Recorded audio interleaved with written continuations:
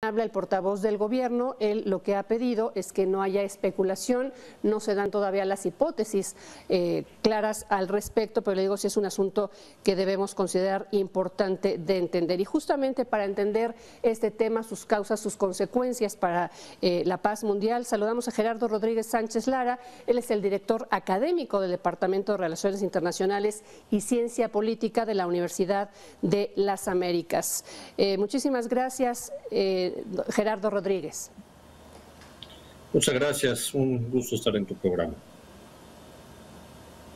Al contrario, muchas gracias. Pues información, decía yo, en un territorio sumamente importante por el tema de la OTAN y la reacción que pudiera tener cuando sí pudiéramos decirle a nuestro auditorio, Polonia forma parte de la Organización del Tratado del Atlántico Norte.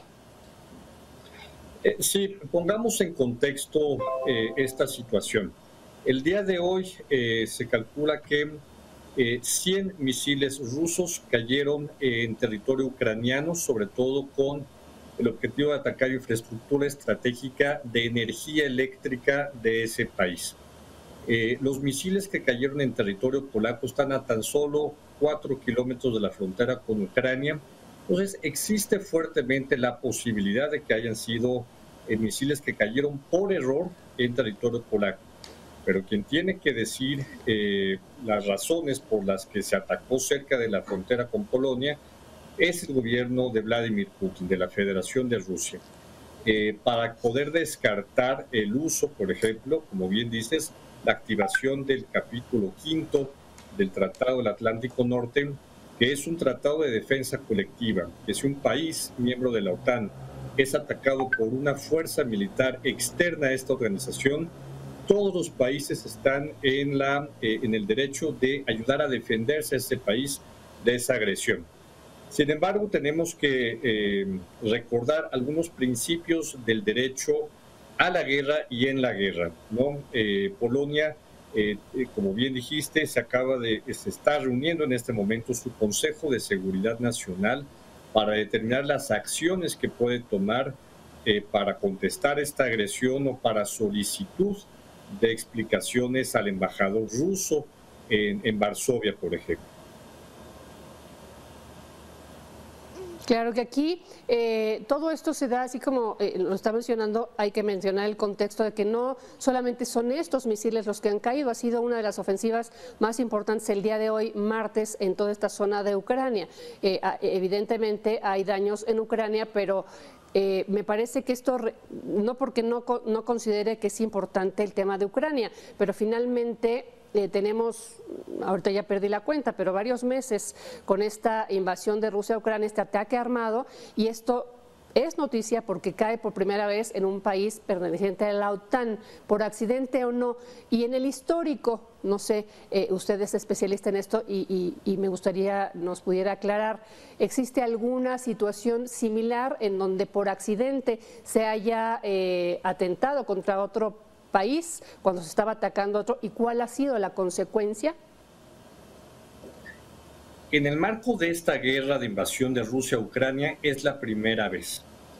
Sin embargo, otro país fronterizo con Ucrania y que está en las inmediaciones de esta zona de ataque es el pequeño país de Moldavia, donde tenemos una situación de crisis humanitaria terrible porque hay más de 2 millones de refugiados ucranianos en un territorio que es más o menos de un poco más de 1 millón de habitantes. Moldavia ya ha estado también preparado para la posibilidad de que algunos de estos ataques puedan caer, de esos misiles puedan caer en su territorio, porque es una zona fuerte de conflicto actualmente. Entonces, Polonia y Moldavia ya estaban preparándose para esta posibilidad.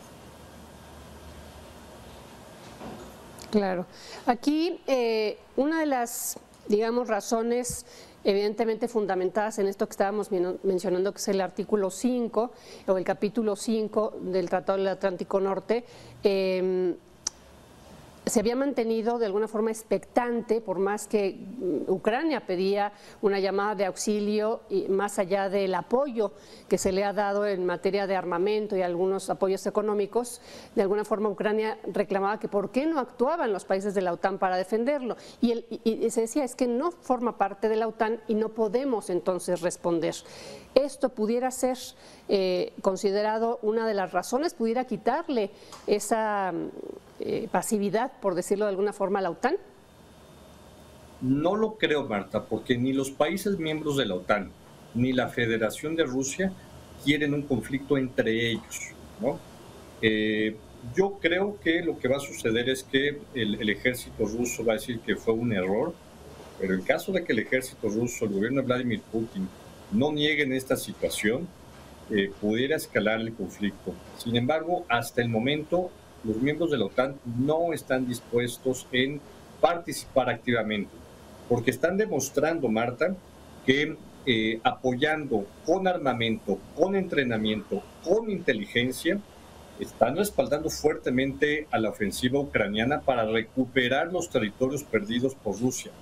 Me parece que también es una reacción por el anuncio de ayer del presidente Zelensky de haber recuperado la ciudad de Gerson, ¿no?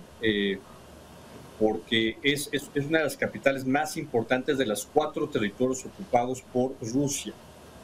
Me parece que la situación debe de quedarse ahí en un error de cálculo, porque también hay que decirlo, los misiles soviéticos, muchos de ellos no tienen la precisión que tienen los misiles, por ejemplo, del Reino Unido o de Estados Unidos. El error táctico en esta situación es muy alto.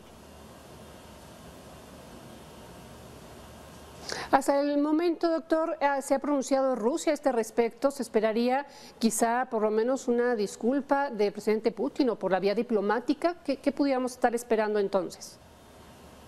No, yo creo que lo que va a haber es un mensaje del portavoz del Ministerio de Defensa ruso diciendo que efectivamente son misiles rusos que cayeron por error en territorio polaco. Recordemos que Polonia es un país que está seriamente amenazado históricamente por Rusia y por Alemania.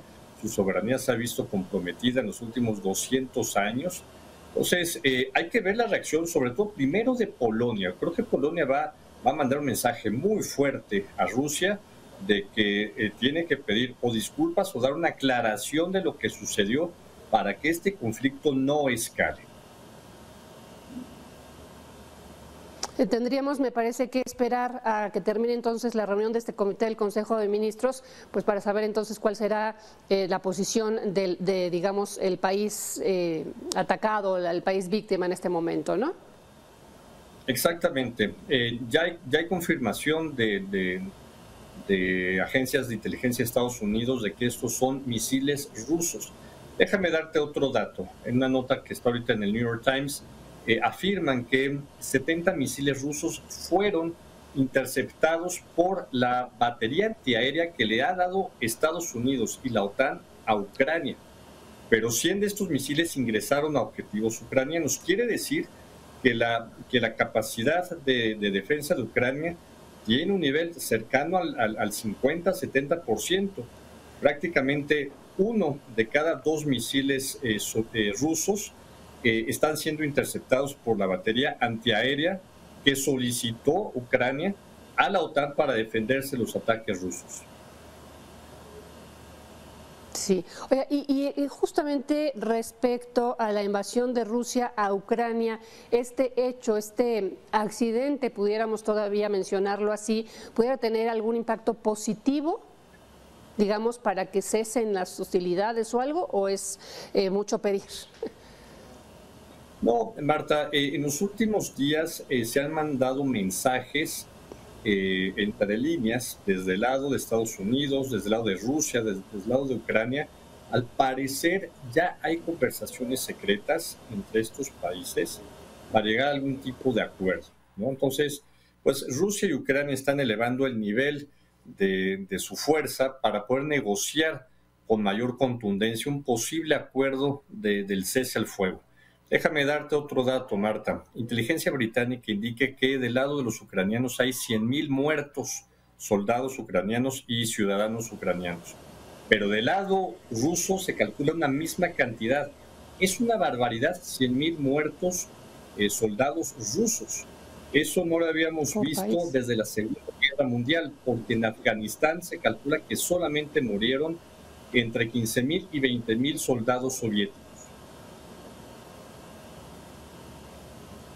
Sí, la verdad es que es una gran tragedia humanitaria y bueno, aquí lo que llama la atención pues es Rusia finalmente sigue con esta ofensiva a pesar de todo esto y de lo que ha sucedido alrededor. Por eso decía yo que a lo mejor era mucho pedir que este hecho pudiera representar algo importante para el cese al fuego.